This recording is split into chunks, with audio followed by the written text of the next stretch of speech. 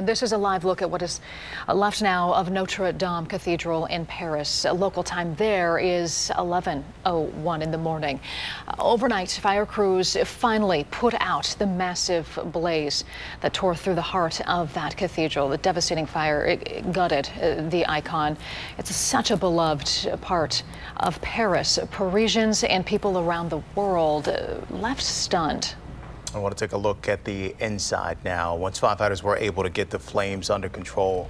This picture of the entrance shows smoke is rising around the altar right there. It is right in front of the gold cross.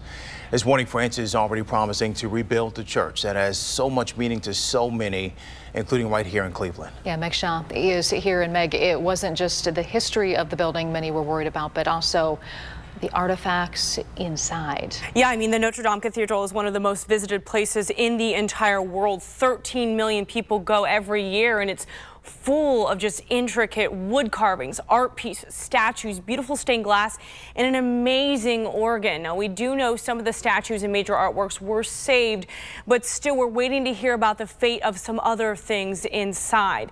Now, the catastrophic fire broke out yesterday around 6:30 Paris times.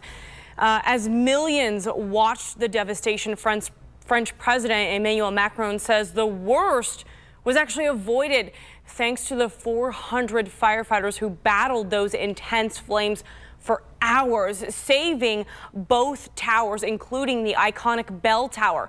However, the spire is now gone. Sadly, the famous structure going up in flames before slowly collapsing. Now, French President, he says they will rebuild this 800-year-old structure, calling it their destiny. And this morning, we've learned actress Selma Hayek's husband, who is a French billionaire and owner of Gucci and other brands, has pledged to $13 million to help rebuild. People from all over the world are now grieving with France, including leaders here in the U.S. The grief that we have with the French, we grieve with them as they've lost such a historic cathedral. They've always been such good partners to us in our times of loss, and we're thinking of them.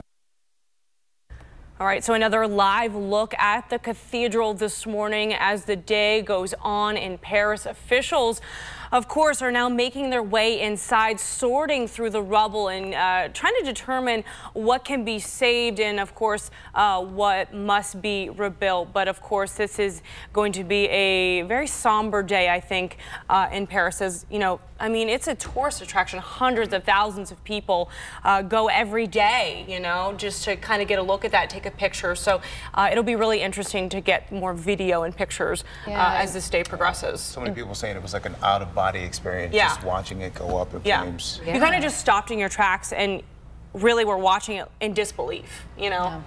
Well, and coming in, what's being saved too. So we're keeping an eye on that, and you'll keep us updated. And that's the other thing, you know, really amazing work by the firefighters and the first responders there, just trying to get whatever they can out. Yep. I wanted to show you a truly amazing moment here, powerful, that played out yesterday. As that fire burned, thousands were outside the cathedral singing. Listen.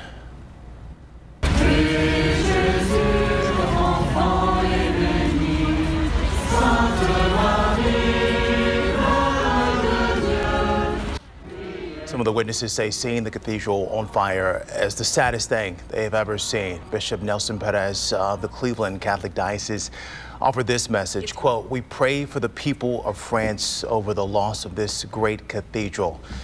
Deeply spiritual place that has served as a place of prayer, inspiration, and a fixture of the Catholic faith for centuries." We'll be following all the latest developments out of Paris as they work to figure out a cause of this fire. Make sure you have the News 5 app so you can get the latest updates.